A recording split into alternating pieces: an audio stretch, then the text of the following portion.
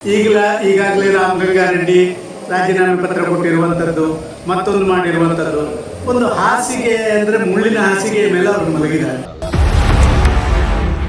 ಅವರು ಏನು ತಿಳ್ಕೊಂಡಿದಾರ ಅದನ್ನ ಯಶಸ್ವಿಯಾಗಿ ಪೂರೈಸಲಿಕ್ಕೆ ಈಗಿನ ದಿನಗಳಲ್ಲಿ ಅಸಾಧ್ಯ ಅಂತ ಹೇಳುವಂಥದ್ದು ಕಳೆದ 2-3 ದಿನ ನಡೆದಂತ ರಾಜಕೀಯ ವಿದ್ಯಮಾನದಿಂದ ಗೊತ್ತಾಗ್ತದೆ. ರಾಜಕಾರಣ ನನಗೆ ಸಿಕ್ಕಿದಲ್ಲಿ ಸಂತೋಷ ಇದೆ. ಸಾಯುವವರೆಗೆ ನಾನು ಅಲ್ಲೇ ಇರಬೇಕು, ನನ್ನ ಶವಕ್ಕೂ ಕೂಡ ನಮ್ಮ ಪಾರ್ಟಿಯ ಫ್ಲಾಗ್ ಹಾಕಬೇಕು, ಮತ್ತೊಂದು ಆ ರೀತಿಯ ವಾತಾವರಣ ಇಲ್ಲ. ನಾನು ಸಂತೃಪ್ತ ರಾಜಕಾರಣ. ನೋಡಿ, ರಾಜ್ಯಕ್ಕೆ ಮುಖ್ಯಮಂತ್ರಿ ಆಗಿದ್ದಾರೆ ನಿಜ, ಆದರೆ ಅವರಾದಂಥ ಸಮಯ ಭಾರಿ ಕರೆಕ್ಟ್ ಅಂತ ನನಗೆ ಅನಿಸ್ತಾ ಇಲ್ಲ. ಕಾರಣ ಏನು ಅಂತ ಹೇಳಿದರೆ, ಈಗ 3 ವರ್ಷದ ಲೆಗಸಿ ಏನು ನಡೆದು ಬಂದಿದೆ ಅದನ್ನು ಮೀರಿ ಹೋಗುವಂಥ ಕೆಲಸ ಕಾರ್ಯಗಳನ್ನು ಮಾಡಿದರೆ ಮಾತ್ರ ಅವರ ಯಶಸ್ವಿ ಆಗ್ತದೆ. ಈಗ 3 ವರ್ಷದ ಆಡಳಿತದಲ್ಲಿ ಅದು ಭ್ರಷ್ಟಾಚಾರ ಇರ್ಬೋದು, ಅದು ಸ್ವಜನ ಪಕ್ಷಪಾತಗಳಿರ್ಬೋದು, ಗುಂಪುಗಾರಿಕೆಗಳಿರ್ಬೋದು, ಅಭಿವೃದ್ಧಿ ಕುಂಠಿತವಾದಂಥ ವ್ಯವಸ್ಥೆಗಳಿರ್ಬೋದು, ಇದೆಲ್ಲವನ್ನು ನಾವು ಕಂಡಿದ್ದೇವೆ. ಈಗ ಇದು ಇನ್ನುಳಿದಂಥ 2 ವರ್ಷದಲ್ಲಿ ಈಗಾಗಲೇ ರಾಮಲಿಂಗಾರೆಡ್ಡಿ ರಾಜೀನಾಮೆ ಪತ್ರ ಕೊಟ್ಟಿರುವಂಥದ್ದು, ಮತ್ತೊಂದು ಮಾಡಿರುವಂಥದ್ದು, ಒಂದು ಹಾಸಿಗೆ ಅಂದರೆ ಮುಳ್ಳಿನ ಹಾಸಿಗೆಯ ಮೇಲೆ ಅವರು ಮಲಗಿದ್ದಾರೆ. ಇದು ಭೀಷ್ಮನ ಆ ಕೊನೆಯ ದಿನ ಶರಮಂಚದಲ್ಲಿ ಮಲಗಿದಾಗೆ ಆಗುತ್ತೆ ಅಂತ ನಾನು ಭಾವಿಸ್ತಾ ಇದ್ದೇನೆ. ಆದದ್ದು ನನಗೆ ಸಂತೋಷ.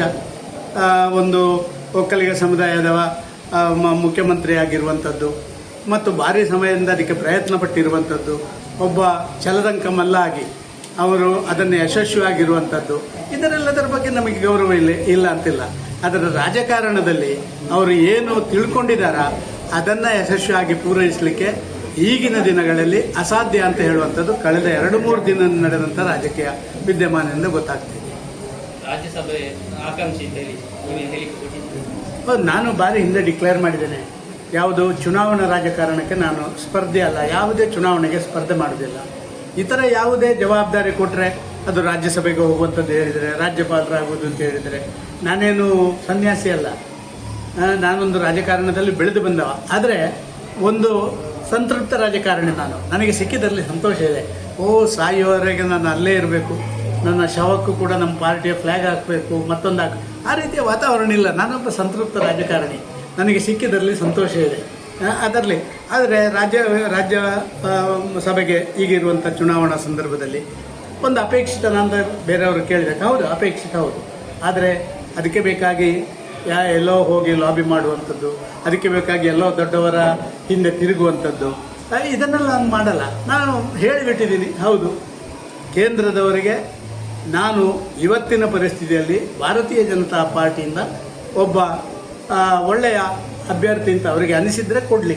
ಮೊನ್ನೆ ಕೋರ್ ಕಮಿಟಿ ಮೀಟಿಂಗ್ ಆಯಿತು, 13 ಜನ ಕೂಡ ಬೇರೆ ಹೆಸರೇ ಹೇಳಿಲ್ಲ, ಒಂದೇ ಹೆಸರು ಹೇಳಿರೋದು, ಸದಾನಂದ ಗೌಡ್ರೆ ಆಗಬೇಕು ಅಂತೇಳಿ. ಆದರೆ ಸೆಂಟ್ರಲ್ ಪಾರ್ಲಿಮೆಂಟರಿ ಬೋರ್ಡ್ ಅದರ ಅಲ್ಟಿಮೇಟ್ ಡಿಸಿಷನ್ ತಗೊಳ್ಳುವಂಥದ್ದು ಈಗ NDA ಮತ್ತೊಂದಲ್ಲಿ ಇರುವ ಕಾರಣ ಆ ತೀರ್ಮಾನಗಳನ್ನು ನಮ್ಮ ರಾಷ್ಟ್ರೀಯ ನಾಯಕರು ತಗೊಳ್ಬೇಕಾಗುತ್ತೆ.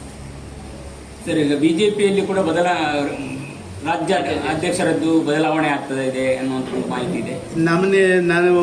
ನಮ್ಮಲ್ಲಿ ಮೊನ್ನೆ ಇಬ್ಬರು ಬಂದಿದ್ದರು, ನಮ್ಮ ರಾಷ್ಟ್ರೀಯ ಸಹ ಸಂಘಟನಾ ಕಾರ್ಯದರ್ಶಿ ಮತ್ತು ನಮ್ಮ ರಾಷ್ಟ್ರೀಯ ಉಪಾಧ್ಯಕ್ಷರು ಇಬ್ಬರು ಬಂದಿದ್ದರು. ಎಲ್ಲ ರಾಜ್ಯದ ವಿದ್ಯಮಾನಗಳನ್ನು ಕೇಳಿಕೊಂಡು ಹೋಗಿದ್ದಾರೆ. ಆದರೆ ಏನು ತೀರ್ಮಾನ, ಅಧ್ಯಕ್ಷರ ಬದಲಾವಣೆ ಉಂಟಾ ಇಲ್ವೋ, ಇದನ್ನೆಲ್ಲವನ್ನು ಕೇಂದ್ರದ ವರಿಷ್ಠ ತಗೋಬೇಕು, ನಾವೇನು ಮಾತಾಡೋಕ್ಕಾಗಲ್ಲ. ಶುದ್ಧ ಕಾರ್ಯ ಎಲ್ಲಿವರೆಗೆ ಮುಟ್ಟಿದೆ ಸರ್ ಬಿಜೆಪಿ? ಈಗ ಸುಮಾರು ಆಗಿದೆಲ್ಲ ನೋಡಿ, ಯತ್ನಾಳ್ರನ್ನ ಎಲ್ಲ ಗಂಗಾ ಸ್ನಾನಕ್ಕೆ ಕಳಿಸ್ಕೊಟ್ಟಿದ್ದೀವಿ. ನಿಮ್ಮ ಇವರನ್ನು ಸೋಮಶೇಖರನ್ನ ಹೋಗಿ ನಿಮ್ಮ ದಾರಿ ನೀವು ನೋಡಿ ಅಂತ ಹೇಳಿದ್ದೀವಿ. ಶಿವರಾಮ ಹೆಬ್ಬಾರರನ್ನು, ಹೀಗೆ ಶುದ್ಧೀಕರಣ ನಡೀತಾನೇ ಇರ್ತದೆ. ಒಂದು ರಾಜಕಾರಣದಲ್ಲಿ ಎಲ್ಲವೂ ಶುದ್ಧಿ ಆದಂಥ ರಾಜಕೀಯ ಅಂತ ಯಾರಿಗೆ ಹೇಳಲಿಕ್ಕೆ ಆಗೋದಿಲ್ಲ. ಆದರೆ ಶುದ್ಧೀಕರಣ ಮಾಡುವಂಥ ಪ್ರಯತ್ನದಲ್ಲಿ ಸದಾನಂದ ಗೌಡ ಯಶಸ್ವಿಯಾಗಿದ್ದಾನೆ ಅಂತ ಹೇಳುವಂಥದ್ದು ನಾನು ಇಡೀ ರಾಜ್ಯದ ಜನರಿಗೆ ಹೇಳಿದೆ. ಅದು ಪುತ್ತೂರಲ್ಲಿ ಆಗಲಿಲ್ವಾ? ಪುತ್ತೂರಿಗೆ ಸಂಬಂಧಪಟ್ಟಂತೆ ಅದು ಪುತ್ತೂರಿನ ಅದೆಲ್ಲ ನನ್ನ ಲೆವೆಲಿಂದಲ್ಲ, ಅದು ನನಗಿಂತ ಸಣ್ಣ ಲೆವೆಲಿಂದ. ನಾನು ರಾಜ್ಯದ ಮುಖ್ಯಮಂತ್ರಿಯಾಗಿ, ರಾಜ್ಯದ ಅಧ್ಯಕ್ಷ ಆಗಿ, ಕೇಂದ್ರದ ಸಚಿವನಾಗಿ ಎಲ್ಲವನ್ನು ಮಾಡಿದವನು ನಾನು. ಇನ್ನು ಈ ಕೆಳಗಿಂದಕ್ಕೆಲ್ಲ ನಾವು ಬರಲಿಕ್ಕಿಲ್ಲ. ಏನು ಗೌರವಕ್ಕೆ ನಗಾಡೋದು?